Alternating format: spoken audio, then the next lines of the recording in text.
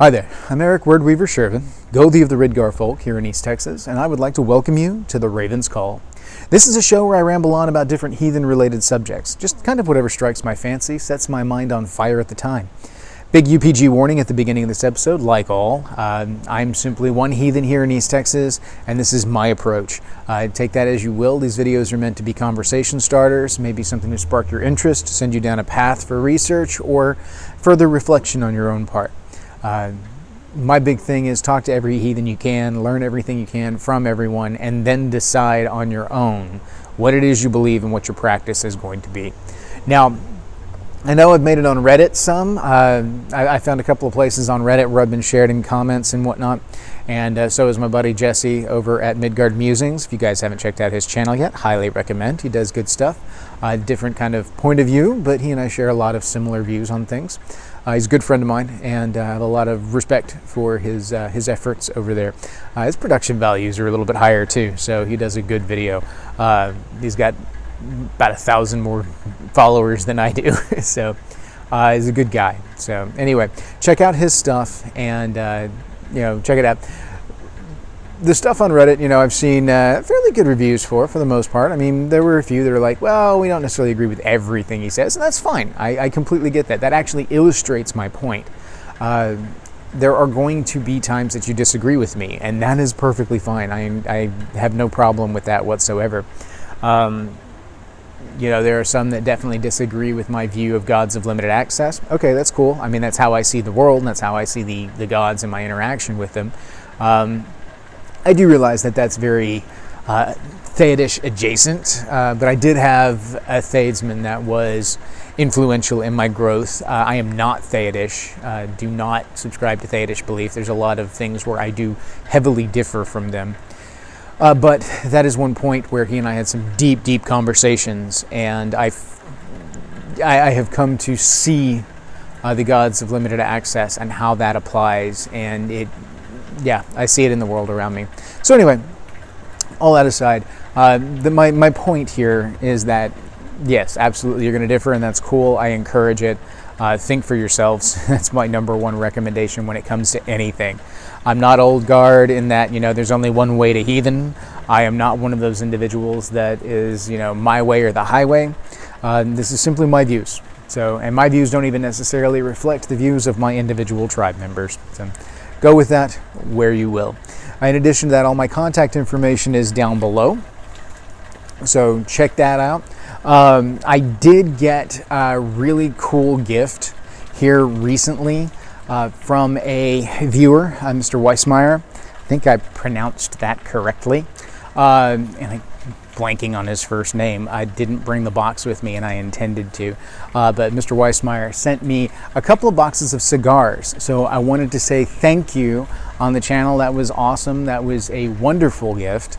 And I deeply appreciate it. It's one of those things where I'll see if I can include a picture. I think I took a picture of the boxes that he sent. He sent me 2 boxes of cigars, which is just, thank you so much. It meant a great deal to me, and I absolutely had to say thank you on the channel. So I'll try and include some pictures, maybe in the B-roll footage, cutting room floor, and that way you guys can see what he gave me.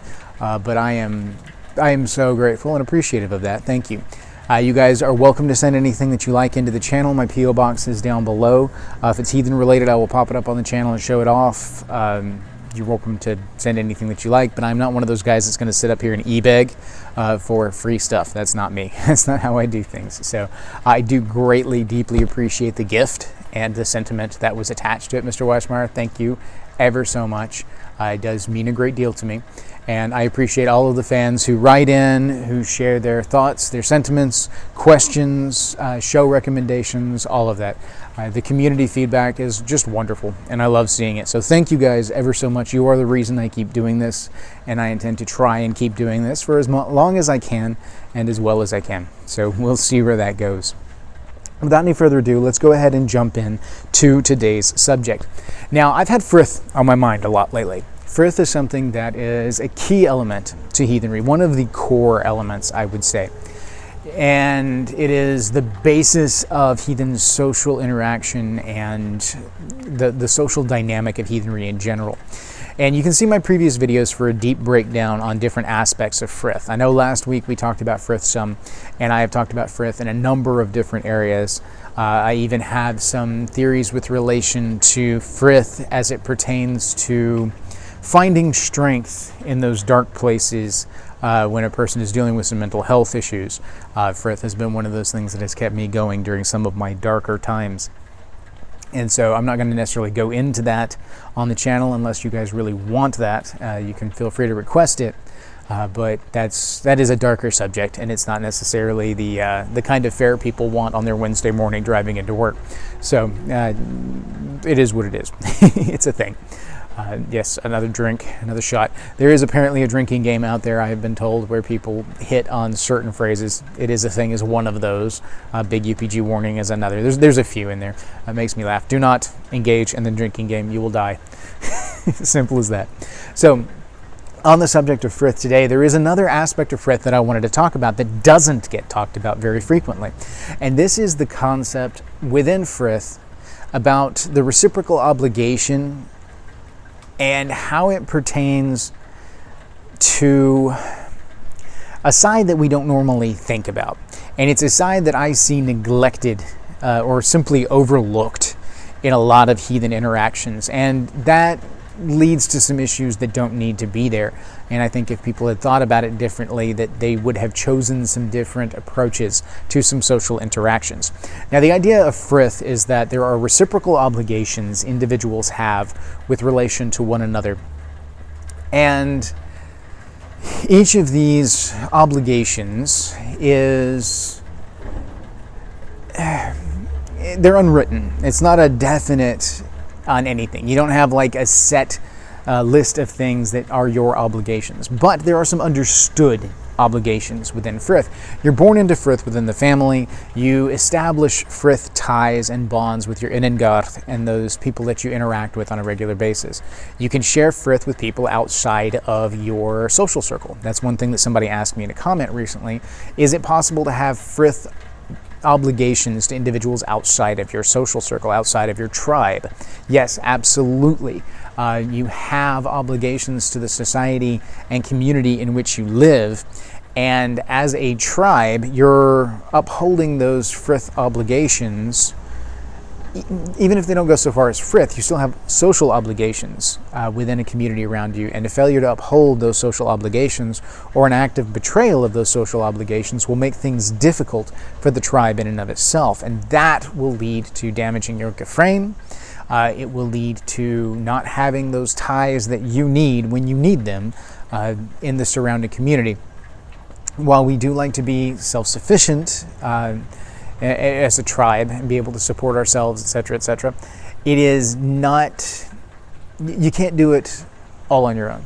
It's not one of those things where people can just, it's no man's an island kind of thing, you know. We all need society in order to be able to continue going, unless you're completely off grid. And even then, you still have ties to whatever your community is. That's a whole different video, a whole different conversation. We're not going to go down that particular rabbit hole. But yes, you can have social obligations. You do have social obligations to individuals outside of your tribe, and it is important to maintain those obligations, because the same as Frith obligations within your tribe and within your inner circle, those are the basis of Gefrain for your tribe and your interactions on an intertribal, societal level. So do keep those things in mind as you go forward. And that all leads me to the point of the reciprocal side of Frith. We talk a lot about people's obligations, to uphold their obligation within the community, to do their part, to support and to be there for people, not betray. But a lot of focus is placed on what your obligation is to show your worth, prove your worth within a society. But there's not a lot of talk about the reciprocal side of that, the other side. When you are part of a tribe, when you are part of a Frith web, you have an obligation to the individuals within your tribe to recognize their worth.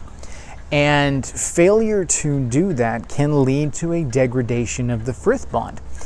It is very, very possible for a person to go through and try and prove their worth within a society, only to be unrecognized and unsupported in that by those other individuals within the tribe. Those individuals are not upholding their end of the frith web, their frith oath, their frith obligations.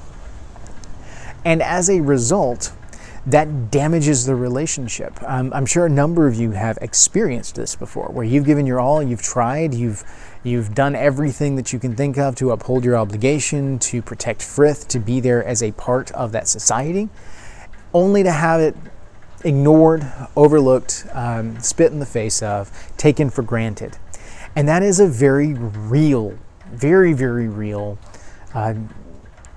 danger when it comes to modern heathenry. I see a lot of people that don't give any thought to their interactions. They're like, well, you've got to prove your worth to me. You've got to do this, that, and the other. And they're not thinking about the fact that you also have an obligation to be nice to these people.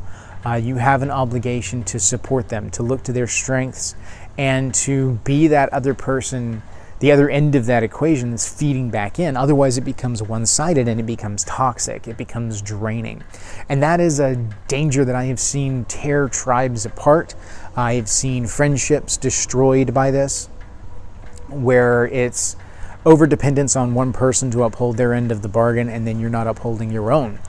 And a lot of it comes down to, like, one of the things that I see the most is like an online heathenry, this idea that you can be just rude to anybody, or they're not yours, so you don't need to be nice to them, or just not. I see it in couples too, where one person will try and go through the motions, but the other person is not receptive to that and is not feeding back into that. And it leads to, that'll feed into depression, that'll feed into a lot of things, but ultimately not recognizing the worth of the other person devalues that person and casts them out of your society.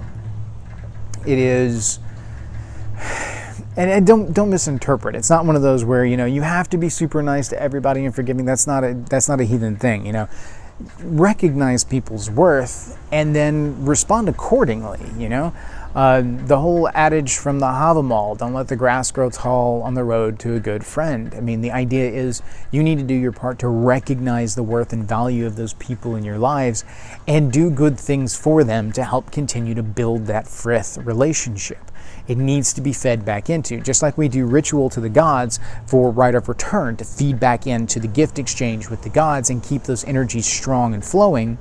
You need to feed back into your frith web.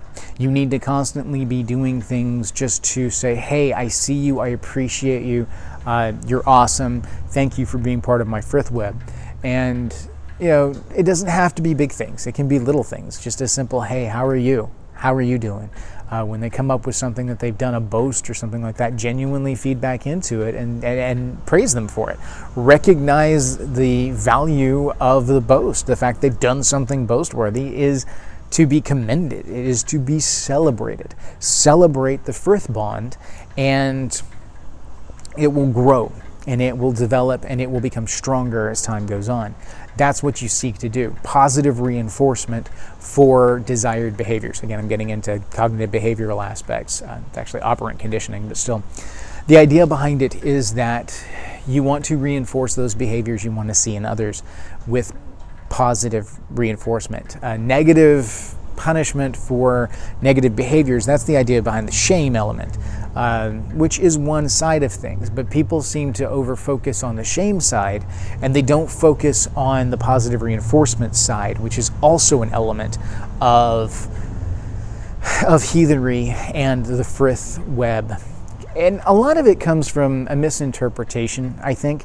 There is a heavy focus on the shame culture side of things, but it's shame versus guilt culture, which is an internal versus external locus of control when it comes to application of responsibility for deeds and actions.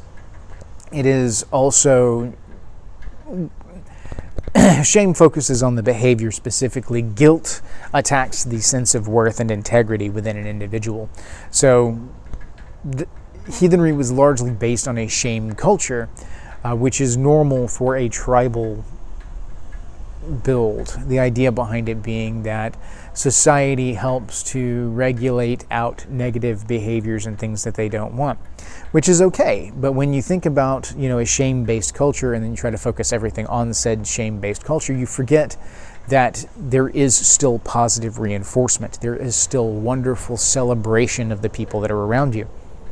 A dear friend of mine, recently his kid he's a Marine now, and he just came back from basic and everything and was getting ready for his first deployment, and they had a massive celebration just to celebrate the kid coming home. When he described it, he was like, look, I want the smoke fires from my cooking fire to alert the world around that one of ours has come home. And I thought that was an absolutely beautiful moment, a beautiful sentiment, and I absolutely was there for that because, well, one, the kid's my nephew, and two, I love that and want to support that because I think it is a beautiful expression of heathenry in the modern day, a way that we can celebrate family, that we can celebrate tribe, and I think it's a wonderful thing, and highly recommend that you all find ways to celebrate those people that are around you and be okay with celebration. One of the things in modern society is that it's not cool to celebrate anymore. It is, and I'm not sure if that's bleed over from Judeo-Christian baggage, if that is some other influence in the modern society, but for some reason it has gone out of vogue to celebrate people, to celebrate their things. Now, we'll go through the motions on it. Some birthdays, may go out to dinner or something for a promotion or something like that. But it needs to be commonplace. We need to celebrate our people, especially those people in our tribes. We need to step up and really reinforce those things and show them that we appreciate them and honor them.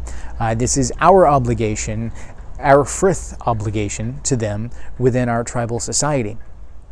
And it does bleed out into other things outside of the tribe, but the main focus here is within the tribe. It is good to be considerate and to express that love, that trust, that friendship with those individuals, and to celebrate them. Just like I do all of our main rituals to the gods and goddesses as festivals because I want to celebrate our gods and goddesses. I want to celebrate our upholding of the obligation within the gift exchange, and this holds over for people as well. I want to celebrate our people. I want to sing their praises, bards write poems about your people, write songs about your people, and broadcast them. Let people know, brag on your people whenever you get the opportunity. It's a wonderful thing, and I highly recommend doing this. Build their legend. This is how legends build, and we can definitely build legends in the modern day. We live in saga times, which is not a phrase that I coined, but it is definitely something that I believe. We live in saga times, and there will be stories told of things that happened during this period of time that are going to be very formative for future generations, I believe. Especially, for instance, like the starting up of my tribe, Ridgar. If Ridgar continues on beyond this current generation, then they will look back to the founding generation and how we built things. And I want them to see good things. I want to set good patterns for them so that these patterns continue on into the future. There are limitations in the modern day as far as what we can do. Distance is a big thing, time, the mundane world eating away at us, and then we have to fight to keep those things, but it is of value to fight for those things. It is of value to take the time out and make it work. It's not always easy, but it is of value. So, highly recommend that. Highly recommend celebrating your people. Another side of this that I see with a lot of people, again, with the focus on the shame culture and everything, there is this concept of brutal honesty. And there's a warning that I kind of want to give to people with regards to brutal honesty. Brutal honesty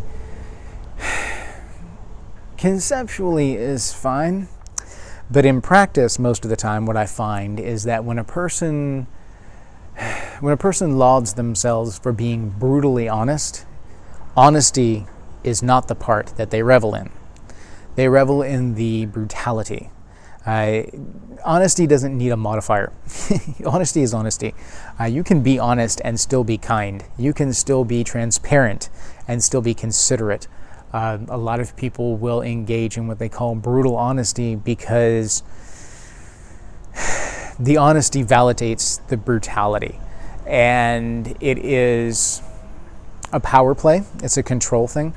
And it does not feed into maintaining and protecting that frithwhip. So if you're one that overly identifies with brutal honesty, take a moment and see if it's just a clever little moniker that you've given to the fact that you like to be frank and clear, because there's nothing wrong with being frank and clear and being transparent on what you're saying. Those are good things. Those are positive things. But all too often, brutal honesty is laced with a disregard for the emotional content involved, for the psychological well-being of the individual to whom you are giving the news. And as it pertains to your frith obligation to protect those individuals that you consider tribe and innengarth, you may want to consider how your brutal honesty is or is not feeding back into that. Is that supporting them and their sense of self and well-being? Are you recognizing their worth and their value within the relationship? Are you harping on things that are damaging to their overall sense of well-being, their subjective well-being? It's a thing. And it's a thing that I've seen with a lot of people, and I see a lot of it online, but I also have seen it in intertribal relations and within people's own tribes. And I've seen tribes fall apart over things like this because people will expect others to uphold their end of the frith obligation, but will not reciprocate with kindness. And I think that is a thing that needs some focus, and I think it's okay to talk about in the modern day. It is out of vogue with the Viking mentality, etc., to talk about kindness because there is this misconception that heathenry is Viking and that Vikings are hard and cold people. No. Even during the Viking era, which is the end of the heathen period and not reflective of heathenry as a whole, there's a lot of syncretism during the Viking period where a lot of Judeo-Christian bleed over, as well as some bleed over from Eastern philosophies and religions. There was a lot there that wasn't heathen, but still nonetheless, even during that time, there was kindness, there was art, there was beauty. That is what tribe is built on. Tribe is family. And with the degradation of the family unit in the modern era, I'm seeing a lot of people not modeled kindness in the home, and they don't exhibit that in their own relationships because they haven't been taught to be kind. And it's okay to teach your kids to be kind. It's okay to embrace kindness yourself. It is something that I think we all could benefit from, especially kindness to those individuals that you hold near and dear, kindness to your innengarth, kindness to your tribe, and especially those people closest to you where it's most easy for kindness to degrade. And I mean, this is something that even I have had my issues with over the years, where I have to remind myself, whoa, slow down. Don't let your own issues get in the way. Embrace the kindness in this because this person is extremely important to you. You value this relationship and you do not want to see it degrade, break, and go away. So it's my obligation under frith to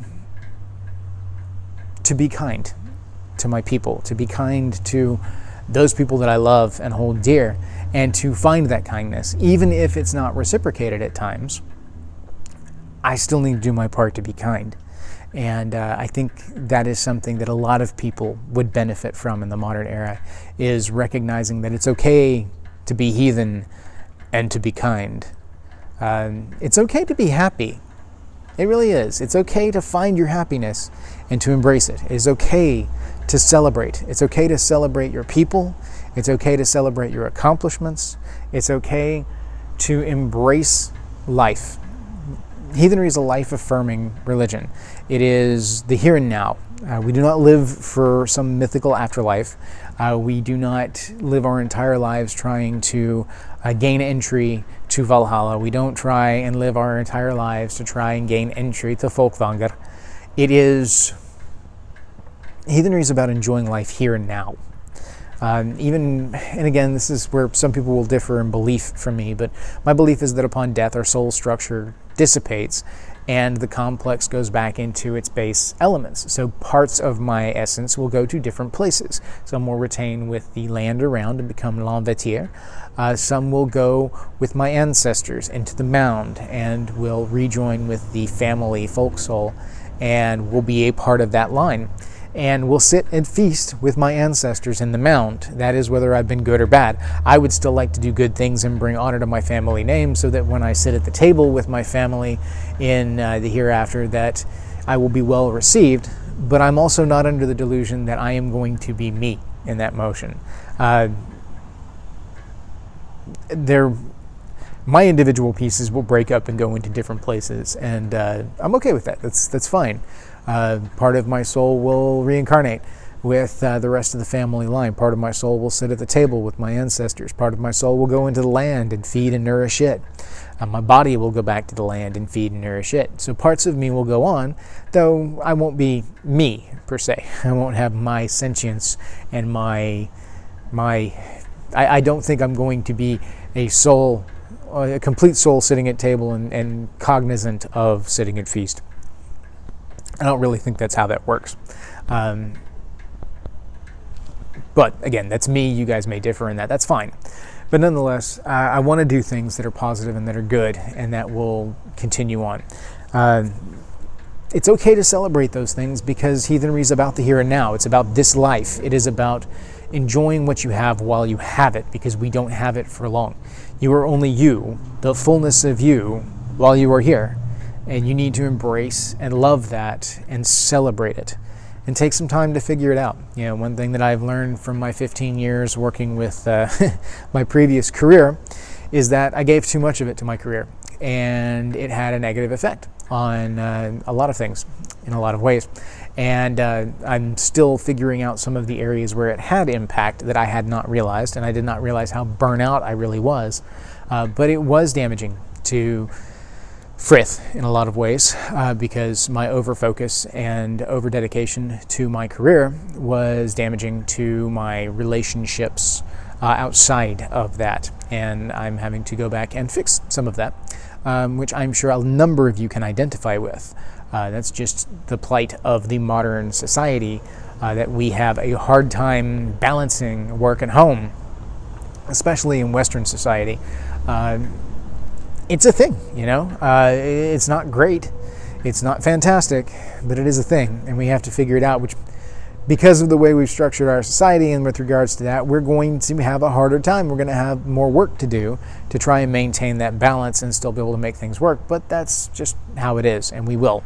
Again, not going to get into political or sociological things with regards to this channel, but, you know, I would recommend people think about what's important to them and then recognize that, reinforce that, be kind to that, and find your happiness there. I hope you can. So that's it for today. The big thing that I wanted to cover today was the whole reciprocal element of kindness within Frith. The kindness of Frith. And something that, again, I don't think gets enough focus because I don't think being kind is popular in today's society. There is an over-focus on the brutality of social interaction, and there's a lot of people that are just fed up with the stupid, and I get that. I'm not saying to brook nonsense. I'm not saying to put up with toxicity. I'm not saying to forgive and forget. You know, definitely all about holding people responsible for actions and behaviors. We are our deeds. But similarly, within we are our deeds, do you want to be the kind one, or do you want to be the hard ass that nobody likes? I would think you want your Innengoth to at least like you, but that's just me. So make of that what you will. Hopefully this has given you some things to think about. A lot of people probably are totally fine with this and don't have an issue with it, but I think there are a few out there that they have had interactions with that they can see this manifesting in. It's a thing. Again, another one of those overused statements, but still. Thank you all for watching. I deeply appreciate your support for the channel and your support of me as I'm going through it. Look for more stuff here in the future, and I'm going to get on some of these project things as I get things settled out. I'm playing with the lathe and learning my way around it. So once I've turned out a few prototypes and really figure out my system and get the machine set up the way that I want it to, I'm having to make some modifications and whatnot due to it being a smaller lathe and being Harbor Freight, which means the quality isn't necessarily the greatest, but it does the job, and I think it does a wonderful job for what I need it to do right now. It tells me I definitely want to invest in a larger lathe going on down the road so I can turn bigger stuff, but I have learned that I'm not going to be able to turn very big bowls on it. I'll be able to turn little things, but not big things. So I'm looking over at my lathe, sorry. I intend to, at some point in time, invest in a larger one and to start turning out some stuff that I really think I could do and have some fun with. And then some people in past videos have mentioned that they would like to purchase runes that I make. If that's a thing, if you guys are actually interested in that, give me some feedback, let me know. I may set up an Etsy store or something here on down the line where I can turn out some runes that people may be interested in. I don't know, we'll see. I'll put them up there and you'll either buy them or you won't, doesn't matter. But if that is something that you're interested in me turning my attention to over the next year, let me know and give me some feedback, and I'll kick back in with input and maybe do some videos on the process of some of that, and we'll go from there. I tend to put some bowls up there too eventually once I get the hang of it, and we'll see where that goes. But I'm a good little bit away from being ready for that. Runes I can turn out because I'm already pretty good at that. But bowls are going to take me a little while. It's something that I have to get the hang of. I'm also thinking about doing chalices and things like that that can be used during Sumbul and just festivals and rituals and things like that. So we'll see. I'm learning. I'm picking it up. So we'll see where all of this goes. In the meantime, thank you all. Hail to you. May your hearth fires burn bright.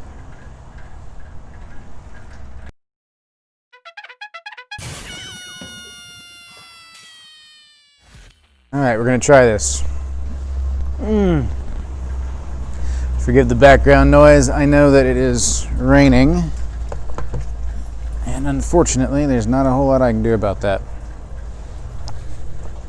It kind of is what it is, you know? So, I'm going to give it a shot. Oh, it's been crazy, guys. We had a snowstorm, which is unusual in Texas. I'm going to try and include some of the footage, maybe pictures or something, in the post here. So after this, hopefully, I will be able to include some of that. And you guys will see, we got 6 inches here. It was ridiculous. I know up north you guys are used to this, and it's not that unusual, but for us in Texas, usually we get like ice, and ice is really, really bad down here. People give us a hard time about shutting the state down when we get, a little bit of snow, Oh, they get an 1/8 inch of snow and all of a sudden everybody shut down the entire state. I'm like, well, one, we don't have the infrastructure for it. There's not a snowplow in East Texas that I'm aware of, not a single one. Why would there be? We're in Texas.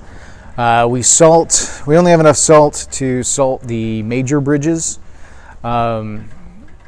There are long stretches of highway and back roads that don't get a lot of traffic. Some of them do, some of them don't. And as a result, those tend to not have, traffic will keep it beat down and everything and keep it from setting up, but it won't be that way here. It'll be a lot of, it'll hit and then there'll be like an hour or two with nothing where things just freeze. And Texas is real bad about black ice. So that's the trick. After having this snow, I understand a little bit better about how northerners can deal with it, because if you just get snow, then you're okay. It's much less dangerous than the ice that we normally get, especially if you guys are used to it and have infrastructure in place to be able to deal with it, etc., etc., etc.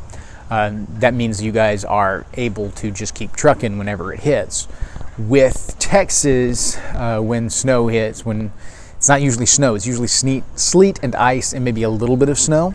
And usually the ground is still warm enough that the snow and sleet and ice and freezing rain will hit and start to cool the ground down, but it'll liquefy when it hits, and then overnight it turns into ice, or even when it's falling, ice accumulates, and we have bad black ice, which means that you can't see it when you're going down the road. It's nice and clear, and the asphalt, makes it look black like the rest of the asphalt. So the result is bad traction issues. You can't even have snow chains down here, tire chains. They tear up the asphalt, so they don't let you have them. Not to mention there's nowhere in the state I know of that you can buy them unless you can get them over in the Panhandle or something like that. But in East Texas, no, you can't get them. And so it's a thing. It really is. It shuts down a lot of stuff. We had 6 inches, which is, I haven't had 6 inches of snow in well over 10 years. I think the last time we had that much was like 11 years ago, 11, 12 years ago. And I had pictures from back then too. And so this whole snow in 6 inches was absolutely ridiculous for us. We were not prepared for it. And as a result, lost power for like a day and a half, which isn't all that bad. We're fairly prepared for it. I'd picked up a generator and everything so we could keep the house warm. Burned up the last of my firewood, stuff like that. So we were fine. I mean, we trucked along with it. But because of the snow, I couldn't do production. Loss of power. I was away from the shop for 2 days, which is where my good, decent internet is. And the days that I would normally have filmed, I was busy trying to keep the house going. So, obviously because of all that, no episode last week. Sorry guys, that's the first time in over a year that I think I've missed a week. And I didn't like it, but it's okay. We'll rock along, it's fine. Other than that, January is being really weird, so getting a D&D session in is going to be very difficult for me this month. So hopefully next month we will be able to have one. I'm also looking at trying to start up my East Texas Heathens Park Moots again. So hopefully I'll have some cool stuff to share with you guys in the coming months with some really cool updates and some fun stuff. So yeah. All right, without any further ado, we're going to go ahead and jump into the episode. Once I grab my trusty iPad here, you can see the glow on my face, and review what I'm going over.